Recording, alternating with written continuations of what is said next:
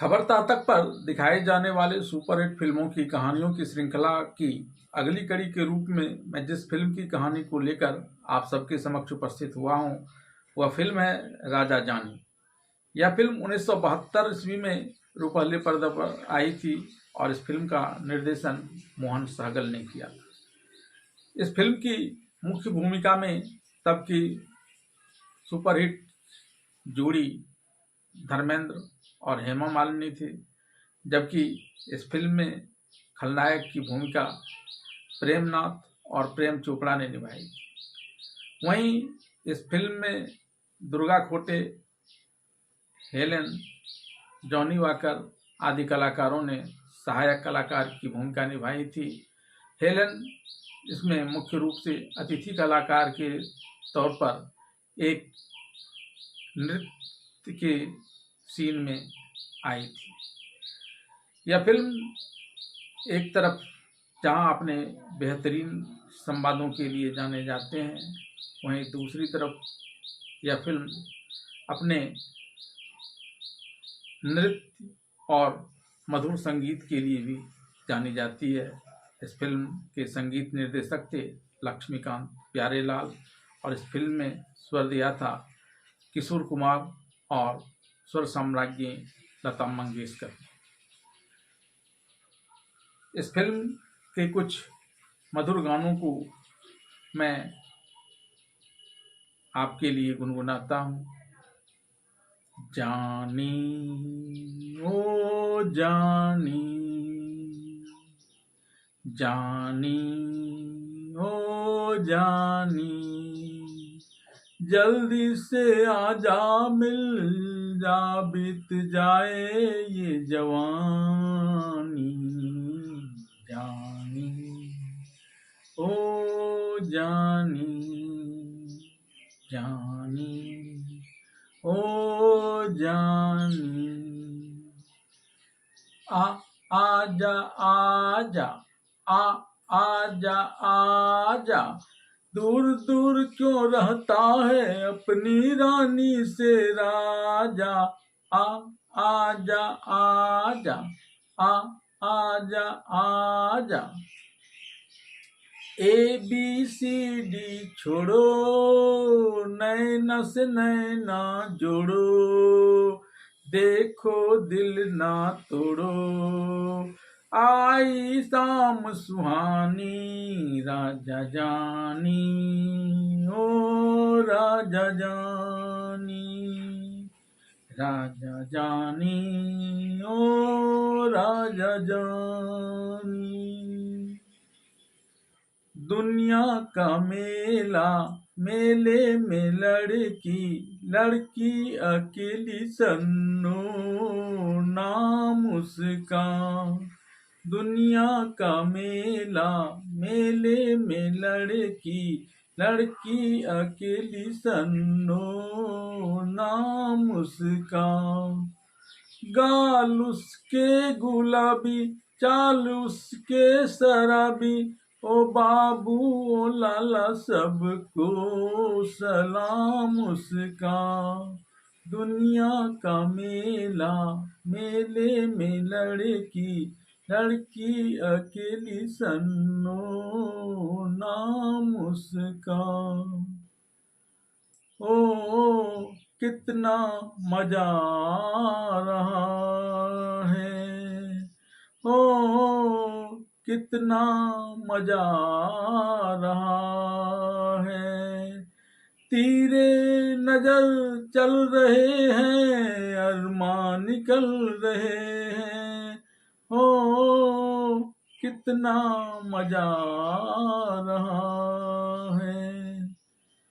मुबारक हो तुझे दिल, मुबारक हो तुझे दिल, कयामत की घड़ी आई, खुशी से आँख भर आई, मुबारक हो तुझे दिल, मुबारक हो तुझे दिल। तो आइए अब जानते हैं क्या है इस फिल्म राजा जानी की पूरी कहानी, जो एक धन लोलुप व्यक्ति और दूसरे उसे अपने प्यार से, उसके मन से इस धन लोलुपता को हटाकर प्यार भरने से जुड़ी हुई राजा जानी की पूरी कहानी। फिल्म राजा जानी की कहानी की शुरुआत राजकुमार सिंह उर्फ राजा, जिसकी भूमिका धर्मेंद्र ने निभाई है, के द्वारा राजकुमारी रत्ना, जिसकी भूमिका हेमा मालिनी ने निभाई है, कि प्रतिकृति के तौर पर किसी लड़की को ढूंढने के क्रम में जगह जगह जाने और देर रात घर आकर शराब पीने से शुरू होती है।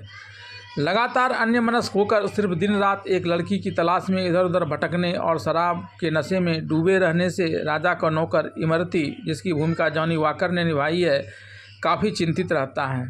तभी राजकुमारी रत्ना के रियासत प्रतापगढ़ का दीवान गजेंद्र, जिसकी भूमिका प्रेमनाथ ने निभाई है, उसका फ़ोन वहां आता है। तब राजा नौकर से ही दीवान गजेंद्र को किसी होटल में मिलने की बात बताता है। तारागढ़ रियासत का दीवान गजेंद्र एक होटल में राजा से मिलता है और अब तक राजा के द्वारा रत्ना की प्रतिकृति वाली लड़की नहीं ढूंढने को लेकर नाराज़गी जाहिर करते हुए कहता है कि राजमाता की उम्र 70 वर्ष से ज़्यादा हो गई है। ऐसे में सुबह के चिराग की तरह जो दिन में चलने वाली हवा के किसी झोंके से कभी भी बुझ सकती है, राजा माता हो चुकी है और अब इस वजह से किसी भी कारण से उसकी मौत हो जाती है, और अगर ऐसा होता है तो उनकी वसीयत के अनुसार उनकी करोड़ों की सारी संपत्ति मंदिर के ट्रस्ट में चली जाएगी। फिर वह राजमाता को बताता है कि राजमाता के जीते जी अगर वह राजकुमारी रत्ना की प्रतिकृति वाली किसी लड़की को लेकर चला आता है तो वह राजमाता के समक्ष उसे पेश कर इसे रुपये में 30 पैसे की दर से भी कम 2.5 करोड़ रुपये तो दिलवा ही देगा। इस पर राजा कहता है कि मेरे साथ आपको भी तो 70 पैसे प्रति सैकड़ा की दर से मुझसे कहीं अधिक बड़ी राशि मिलेगी। तब राजा का हौसला बढ़ाते हुए दीवान गजेंद्र कहता है कि तुम्हारा पैसे मैं थोड़ा और बढ़ा दूंगा, लेकिन पहले राजकुमारी की प्रतिमूर्ति किसी लड़की को तैयार तो करो। इस पर राजा कहता है कि आप जिंदा को सेकंड भर में मुर्दा कर सकते हैं, लेकिन यहाँ मुझे तो मुर्दा को जिंदा करना पड़ेगा। वैसी किसी लड़की को पटा कर लाना पड़ेगा जिसकी उम्र इस समय 20 वर्ष की हो रही हो, साथ ही उसके गले पर उसी जगह पर तिल का निशान हो जहाँ की राजकुमारी रत्ना को थी, ताकि राजमाता, जिसकी भूमिका दुर्गा खोटे ने निभाई है, को उस लड़की के राजकुमारी रत्ना होने पर किसी प्रकार का कोई संदेह नहीं हो।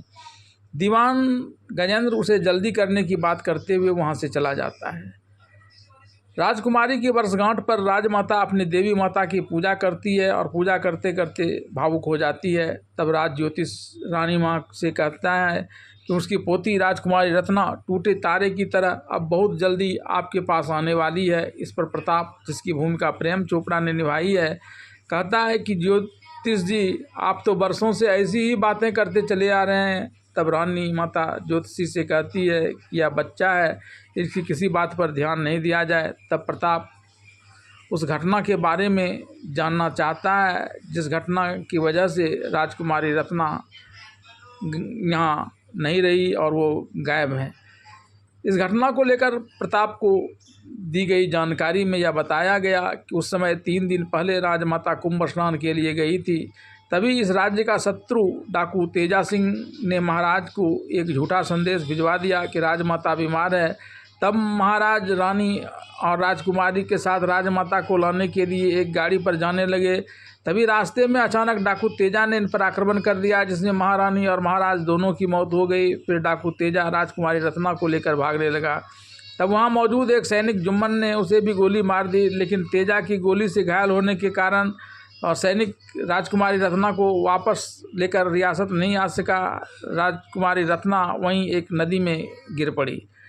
तारागढ़ रियासत के दीवान गजेंद्र के वहां आने के बाद राजा राजकुमारी रत्ना की प्रतिकृति ढूंढने में और जोर शोर से जुट गया है।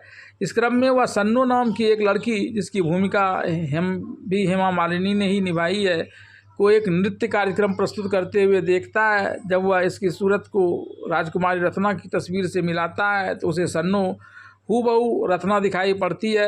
इसके गर्दन में भी ठीक उसी जगह पर तिल का निशान है जहां राजकुमारी रत्ना को तिल के निशान होने की बात कही जाती है।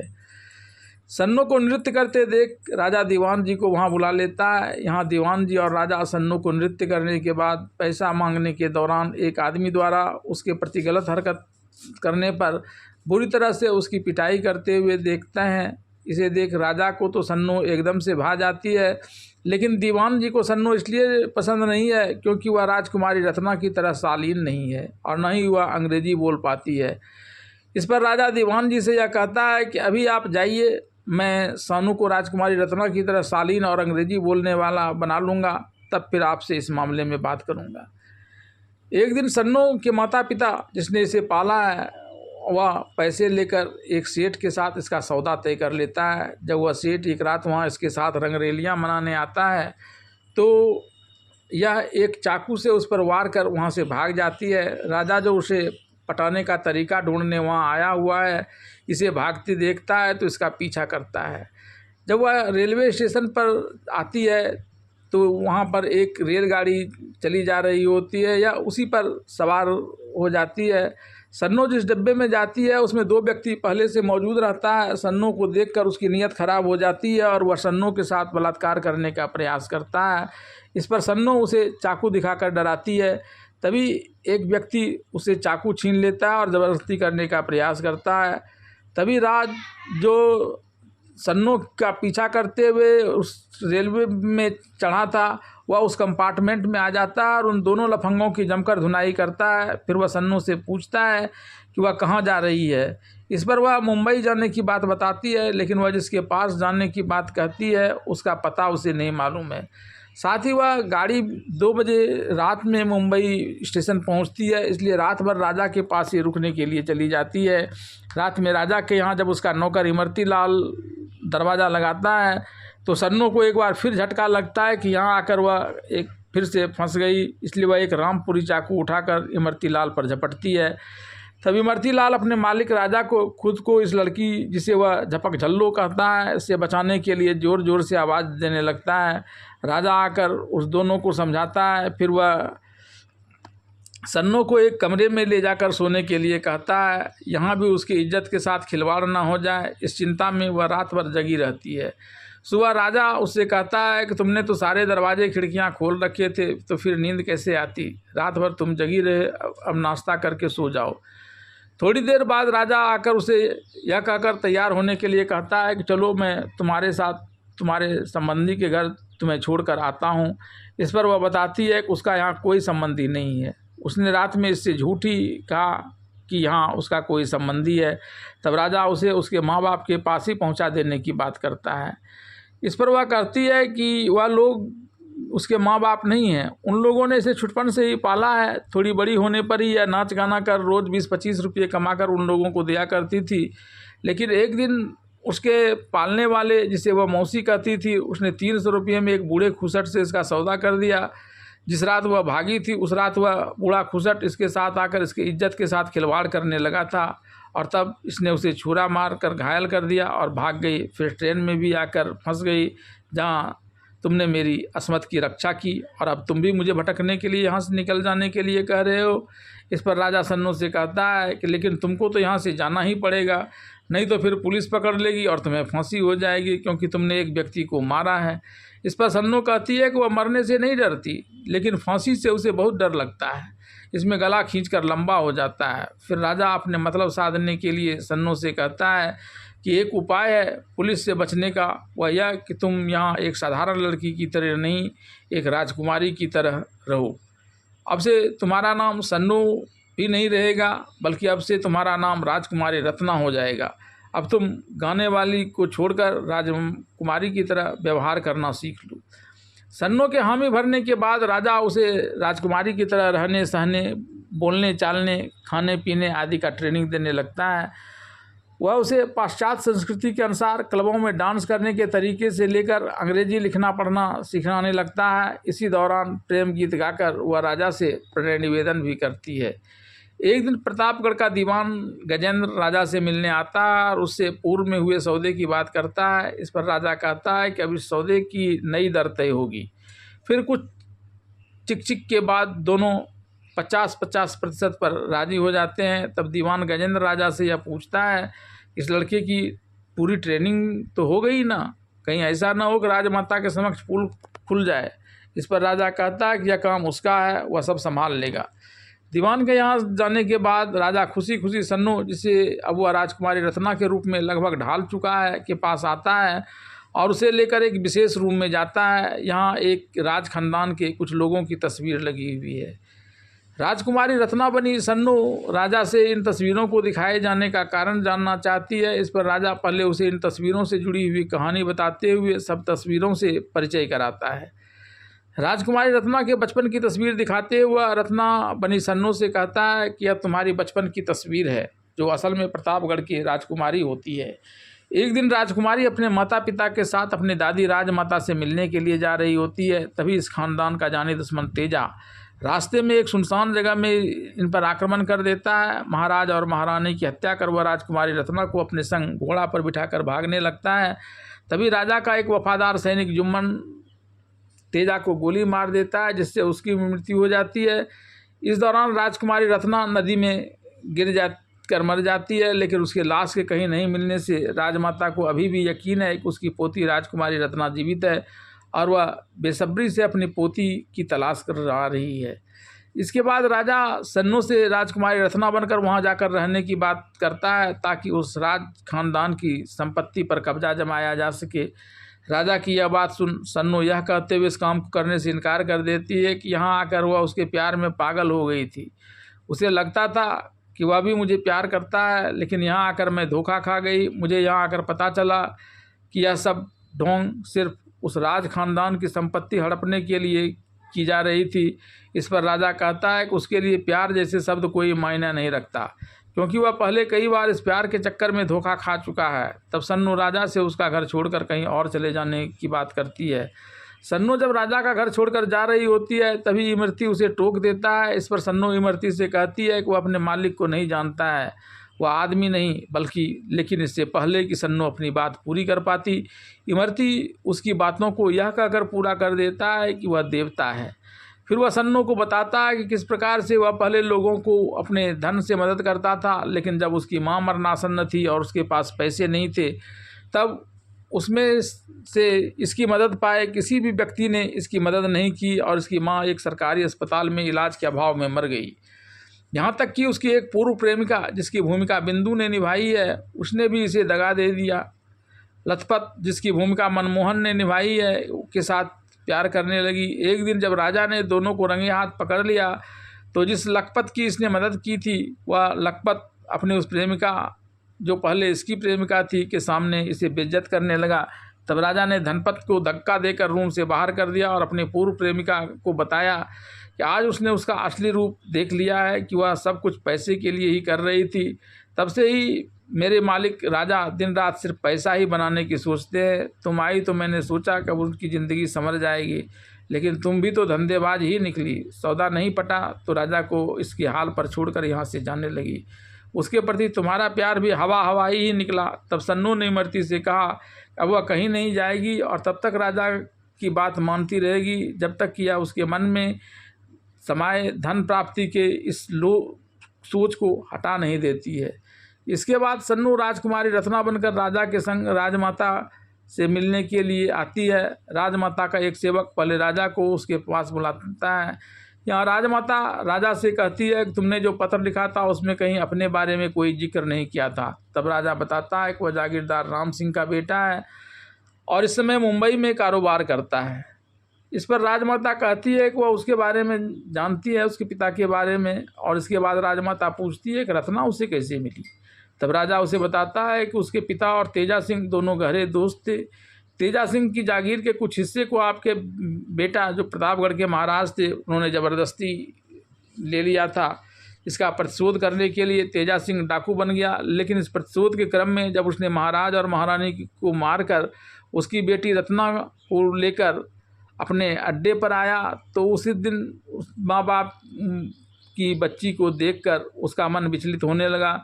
तब उसने इसका बड़े ही लाड़ प्यार से पालन किया। तब राजमाता ने पूछा क्या तेजा अभी भी जिंदा है। इस पर राजा ने कहा नहीं, तेजा की कुछ दिन पहले ही मृत्यु हो गई, लेकिन मरने से पहले उसने मुझे अपने दोस्त का बेटा समझकर रत्ना को आप तक पहुंचाने की जिम्मेदारी सौंप दी, ताकि वह अपने दुष्कर्मों का पश्चाताप कर चैन से मर सके।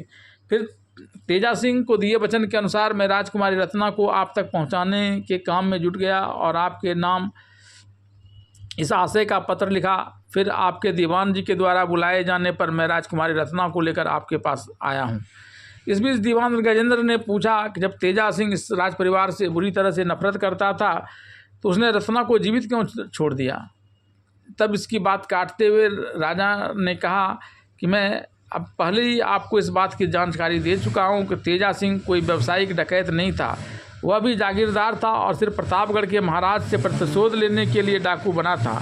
इंसानियत उसके मन में भी कूट कूट कर भरी थी। यही कारण था कि रत्ना को अपने साथ ले जाकर भी उसने उसके साथ कभी कोई दुर्व्यवहार नहीं किया, बल्कि उसे एक राजकुमारी की तरह रखा और अच्छी तालीम भी दी। इस पर दीवान ने फिर उसकी बात को काटते हुए कहा कि आप अपनी जागीर देखते देखते चंबल कैसे पहुंच गए तेजा सिंह के पास। इस पर राजा ने लगभग उसे डांटते हुए कहा कि मैं यहाँ आकर आपका एहसान नहीं ले रहा हूँ, बल्कि आपके रियासत पर एहसान करने के लिए आया हूँ। मैं मुंबई में कारोबार करता हूँ, लेकिन जब मेरे पिताजी के दोस्त तेजा सिंह ने मुझे बुलावा भेजा तो मैं अपने पिता और उनके दोस्त के सम्मान में वहाँ पहुँच गया, जहाँ उन्होंने मुझे राजकुमारी रत्ना को राजमाता तक पहुँचा देने की जिम्मेदारी दे दी और जिसे मैं इसमें पूरा करने में लगा हुआ हूँ। राजा की बात सुन राजमाता राजा से कुछ दिन सोचने के लिए वक्त मांगती है, लेकिन जब तक वह अपना फैसला नहीं सुना देती तब तक वह राजा और राजकुमारी रत्ना दोनों को उसके यहाँ मेहमान के रूप में रहने का आग्रह करती है। राजा और राजकुमारी रत्ना बनी सन्नू के वहाँ से जाते ही राजमाता दीवान जी से कहती है कि राजकुमारी रत्ना को लेकर वह लोगों के हाथों इतनी बार ठगी गई है, इतनी सारी बातें बताए जाने पर भी उसका मन इसे रत्ना मानने को लेकर किंग कर्तव्य विमूढ़ हो गया है। ढंग से कुछ सोच नहीं पा रही हूँ। फिर उन्होंने दीवान जी से कहा कि राज दरबार में उन सभी लोगों को बुला लिया जाए जिन्होंने बचपन में रत्ना को देखा है। जब उन लोगों को इसके सही रत्ना होने को लेकर तसल्ली हो जाए कि यह राजकुमारी रत्ना ही है, तब मैं अपना अंतिम फैसला सुनाऊंगी। राजमाता के निर्देशानुसार जिसे दिन राजकुमारी बनी सन्नो की परीक्षा होने वाली है, उस दिन वह राजा के साथ एक बड़ा फूल का गुलदस्ता लिए हुए आती है। राजकुमारी के लिए बने आसन पर बैठने से पूर्व वह वहाँ उपस्थित लोगों को उसके स्वागत में खड़े नहीं होने को लेकर दीवान जी को फटकार लगाती है। फिर राजमाता को वहाँ नहीं देखकर कहती है कि भले ही राजमाता को मुझ पर संदेह हो रहा हो, लेकिन मुझे उन पर कोई संदेह नहीं, इसलिए मैं उनके चरणों में यह पुष्प गुच्छ समर्पित करना चाहती हूँ, इसे उन तक पहुँचा दें। तब दीवान जी ने एक नौकर के माध्यम से वह गुलदस्ता राजमाता तक पहुँचवा दिया। राजकुमारी रत्ना बनी सन्नो ने बड़ी चालाकी से वहाँ उपस्थित दीवान जी, जुम्मन, राजपुरोहित सबको अपने आप को रत्ना होने की बात मनवाने में सफलता प्राप्त की। लेकिन तभी दीवान गजेंद्र का पुत्र प्रताप, जिसकी भूमिका प्रेम चोपड़ा ने निभाई है, वह वहाँ आ जाता है। वह इसे नकली रत्ना करार देते हुए कुछ प्रश्न करता है, जिसका जवाब राजकुमारी रत्ना बनी सन्नो नहीं दे पाती है और इन छोटी बातों को याद नहीं रहने की बात करती है। तब राजमाता वहाँ चली आती है। वह भी इसे नकली रत्ना कहते हुए जितने पैसे चाहिए उतने पैसे लेकर राजा के संग ही यहाँ से चले जाने के लिए कहती है। तब राजा राजमाता को यह बताते हुए कि यहाँ जमे सारे लोग आपके धन दौलत को लूटने वाले हैं और इसलिए राजकुमारी रत्ना को नकली करार देने में जुटे हुए हैं। आप भी अगर उनकी बातों में आ जाएंगी तो फिर आपको अंत में बहुत पछताना पड़ेगा। फिर वह राजकुमारी रत्ना बनी सन्नो को अपने संग लेकर वहाँ से जाने लगता है। तभी रत्ना बनी सन्नो लगातार खांसना शुरू कर देती है। इस पर डॉक्टर उसे इस बीमारी के कितने दिनों से होने को लेकर सवाल पूछता है। तब वह इसे बचपन से ही यह बीमारी होने की बात बताती है।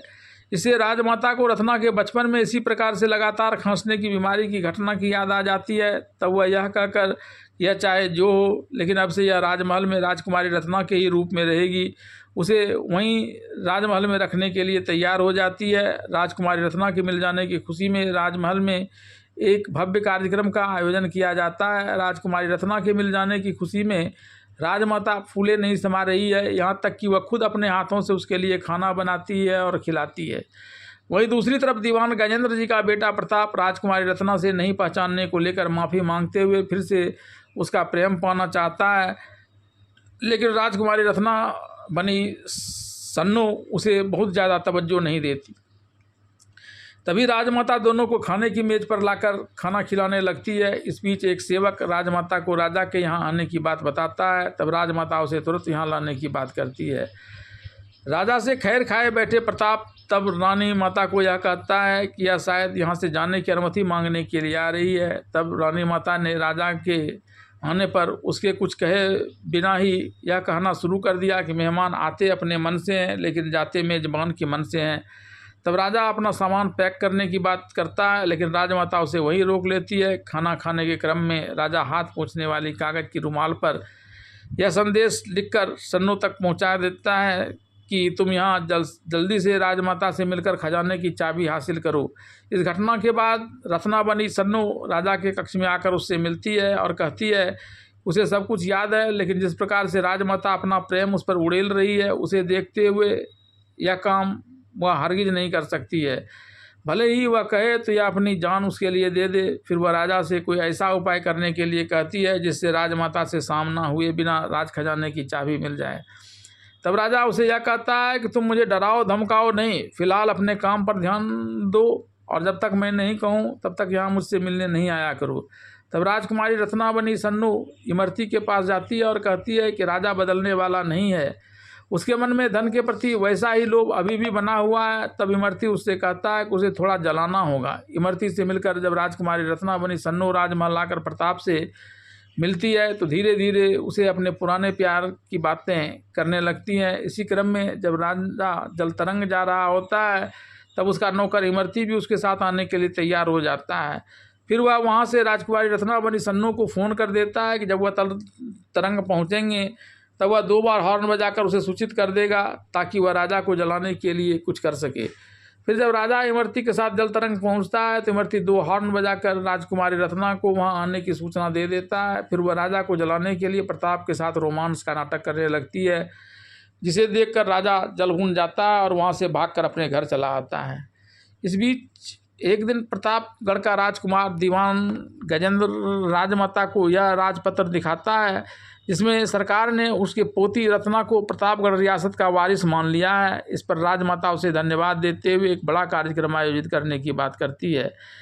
दीवान गजेंद्र जब राजमहल में एक भव्य कार्यक्रम के आयोजन की तैयारी कर रहा है तभी उसका बेटा प्रताप वहां आ जाता है। वह अपने पिता गजेंद्र से कुछ ज़रूरी बातें करने की इच्छा व्यक्त करता है।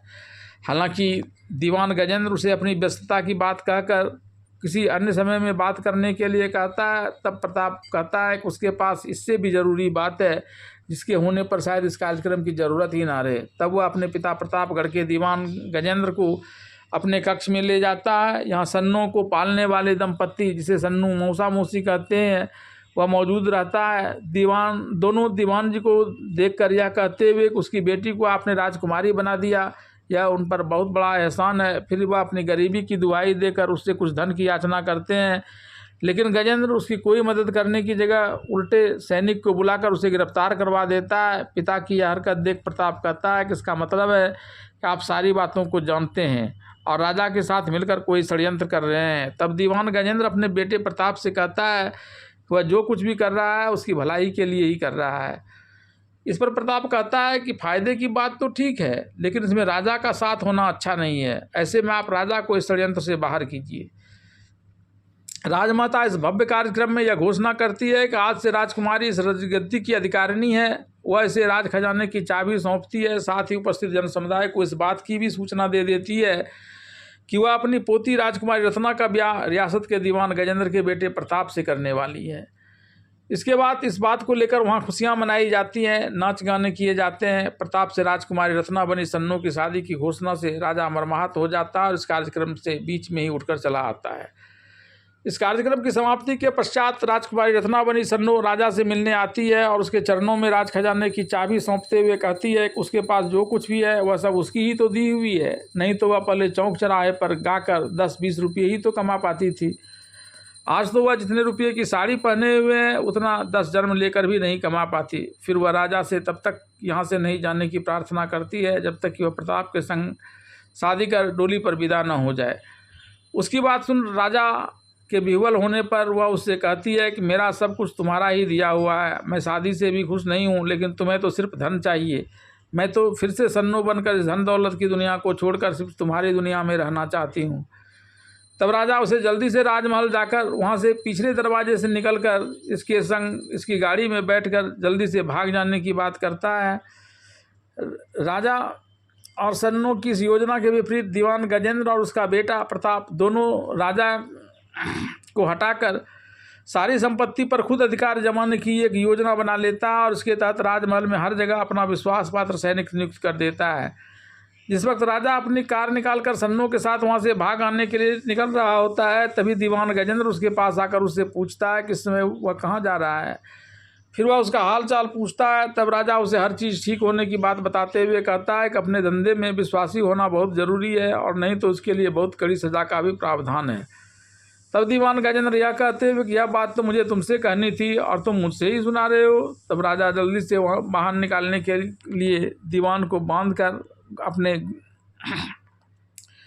आगे की तैयारी पर निकलता है, लेकिन तब गजेंद्र सीटी बजाकर चारों तरफ से सैनिकों को चौकन्ना कर देता है और सैनिक राजा को गिरफ्तार कर दीवान जी के गुप्त अड्डे पर ले जाता है। दूसरी तरफ जब राजकुमारी रत्नावनी सन्नो वहाँ से भागने से पूर्व खुद की राजकुमारी सन्नो न रहने की बात स्वीकारते हुए राजमाता से माफ़ी मांगने वाला एक पत्र राजमाता की बिछावन पर रखकर वहाँ से भागकर बाहर आकर खड़ी कार में बैठती है, तो वहाँ राजा की जगह पर प्रताप को पाती है। प्रताप ज़बरदस्ती उसे अपने अड्डे पर ले जाता है। राजकुमारी रत्नावनी सन्नो इसका विरोध करती है, लेकिन वह उसे जबरन खींचते हुए अंदर के कमरे में ले जाता है, जहाँ दीवान गजेंद्र राजा के हाथ बांधकर कोड़े से उसकी जमकर पिटाई कर रहा है। जब सन्नो इसका विरोध करती है, तब दीवान गजेंद्र कहता है कि राजा की ज़िंदगी चाहती हो तो तुम राजकुमारी रत्ना बनकर ही रहो और प्रताप के संग जल्दी से शादी कर लो। इसके बाद राजा को वहीं बंधक बनाकर सैनिकों की निगरानी में छोड़ प्रताप सन्नो को लेकर राजमहल आता है और उसे यहाँ रत्ना बने रहने की झांसा देते रहने की बात कहकर वहाँ से चला जाता है। राजकुमारी रत्नावनी सन्नो के वहाँ आने से पहले ही राजमाता उस चिट्ठी को पढ़ लेती है। फिर वह राजकुमारी रत्नावनी सन्नो से पूछती है कि वह शादी से खुश तो है ना। तभी दीवान गजेंद्र वहाँ आ जाता है, जिसे देखकर राजकुमारी रत्नावनी सन्नो इस शादी से बहुत खुश होने की बात बोलती है, क्योंकि उसे डर है कि ऐसा न करने पर ये लोग राजा को मार देंगे। फिर जब लग्न पूजा की बात आती है तो राजा माता इस बात को लेकर अड़ जाती है कि पहले राजा को बुला कर लाओ। फिर वह राजा को यहाँ राजमहल में ही रहने देने और उसे कहीं नहीं जाने देने की बात कहती है। तब दीवान गजेंद्र के कहने पर थोड़ी देर के बाद सैनिक के साथ राजा वहाँ बुला लिया जाता है। राजमाता उसे राजमहल में ही रहने और इसकी शादी की प्रक्रिया में हाथ बटाने की बात कहती है। इसके बाद राजा वहाँ से चला जाता है। राजा के वहाँ आने की बात जानकर राजकुमारी रत्नावनी सन्नो जब उससे मिलने पहुँचती है, तो वहाँ उसे राजा के वेश में दीवान गजेंद्र और प्रताप का आदमी मिलता है। वह कहता है कि यहाँ सारी व्यवस्था पहले ही से तय कर ली गई है और वह ज़्यादा चालाकी करेगी तो राजा मारा जाएगा। तब राजकुमारी रत्नावनी सन्नो वहाँ से वापस चली आती है। वहीं दूसरी तरफ कैद में बंद राजा वहाँ से निकलने का उपाय ढूंढ रहा होता है। इस क्रम में वह एक सैनिक को पकड़कर खींच लेता है और उसका गला दबाने लगता है। इसे देखकर दूसरा सैनिक उस पर भाला से वार करता है। वह भाला लग जाने का नाटक करते हुए गिर जाता है। तब सैनिकों को बहुत चिंता होती है कि उससे कहा गया था कि राजा को तब तक जीवित रखना है जब तक कि प्रताप और राजकुमारी रत्नावनी सन्नो का ब्याह नहीं हो जाता है। लेकिन जैसे ही सैनिक जेल का दरवाज़ा खोलकर राजा की हालात देखने के लिए जाता है, राजा इस दोनों को एक तरफ धकेल कर वहाँ से भाग जाता है। रास्ते में उसकी सैनिकों से लड़ाई होती है, लेकिन वह वहाँ से भागते चला जाता है। इस बीच वह सन्नो को पालने वाले और अपने नौकर को जेल में पाता है। जब वह वहाँ उसे बचाने के लिए जाता है, तब एक सैनिक सन्नो जिसे अपनी मौसी कहती थी उसको भाला मार देता है। मरने से पहले वह राजा को इस बात की जानकारी दे देती है कि राजकुमारी रत्ना असल में राजकुमारी ही है। वह इस बात की जानकारी दीवान गजेंद्र को देने के बारे में भी बताती है कि वह उसे कैद करने के बाद जब वह एक दिन उससे मिलने आया था तो उसने उसे सारी बातें बता दी थी, किस प्रकार से उसने 20 वर्ष पूर्व रत्ना को कुंभ से वापस आने के दौरान नदी के किनारे पाया था। गजेंद्र सब कुछ जानकर उसके जो कपड़े गहने आदि पहचान वाले चिन्ह थे उसे अपने पास रखे हुए था। इसके बाद राजा वहाँ से भागकर राज्य के पुजारी के पास आता है, जो इसमें गंगा स्नान कर रहा होता है। फिर वह उससे एक वस्त्र लेकर उसके साथ ही राजमहल आता है और नकली बने राजा के कक्ष में प्रवेश कर जाता है। उसे पीट कर उसकी असलियत खोलकर वहाँ से बाहर आता है। इस बीच प्रताप राजकुमारी रत्नावनी सन्नो को राजा की जान ले लेने की धमकी देते हुए खजाने का रास्ता दिखाने के लिए बाध्य कर देता है, लेकिन वह जब खजाने की चाबी लेकर उसे खोलने का प्रयास करता है तो यह नहीं खुलता है। तब तक उसका पिता दीवान गजेंद्र भी वहाँ पहुँच जाता है। वह भी उस चाबी से खजाने का दरवाज़ा खोलने का प्रयास करता है, लेकिन दरवाज़ा नहीं खुलता है। तब दोनों बाप बेटा मिलकर राजकुमारी बनी सन्नू को धमकाने लगता है। इस बीच राजमाता वहाँ चली जाती है और यह कहते हुए कि राजकुमारी के लिए वह हर त्याग कर सकती है, खजाने का असली चाबी उस दोनों बाप बेटे को दे देती है। फिर दोनों बाप बेटा वहाँ खजाने को देखकर खुशी से पागल हो रहे होते हैं। तभी राजमाता बाहर से खजाने का दरवाज़ा बंद कर देती है। उधर राजा भी उस खजाने के अंदर छिपा हुआ मिलता है और दोनों बाप बेटा को देखकर दोनों के साथ लड़ाई शुरू कर देता है। जब दीवान जी एक बार एक चाकू फेंक कर राजा पर प्रहार करता है तो यह चाकू दीवान जी के बेटे प्रताप के पीठ में ही धंस जाता है, जिससे उसकी मृत्यु हो जाती है। तब दीवान जी अकेले राजा से लड़ने लगता है। अंत में राजा उसे मारते मारते बेहोश कर देता है और फिर उसके होश में आने पर कहता है कि जिस संपत्ति के लिए तुमने इतना अन्याय किया, उस संपत्ति को भोगने के लिए ही तुम्हारे पास कोई नहीं बचा है और तुम भी इसे नहीं भोग पाओगे, क्योंकि सैनिक तुम्हें पकड़कर मार देगा। इस पर दीवान गजेंद्र अपने प्राणों की भीख मांगने लगता है। तब राजा उसे राजमाता से माफ़ी मांगने के लिए कहता है। राजमाता उसे माफ़ कर देती है। फिर वह राजकुमारी बनी सन्नू का राजकुमारी वाला ड्रेस जो उसने छुपा रखा था वह लाकर राजमाता को देते हुए बताता है कि यह असली राजकुमारी रत्ना ही है। इसके बाद राजा वहाँ से जाने लगता है। तब राजमाता उसे वहीं रहने और कहीं नहीं जाने के लिए कहती है। वह उसके साथ राजकुमारी रत्ना का ब्याह कर देती है और फिल्म राजा रानी की कहानी यहीं पर समाप्त हो जाती है।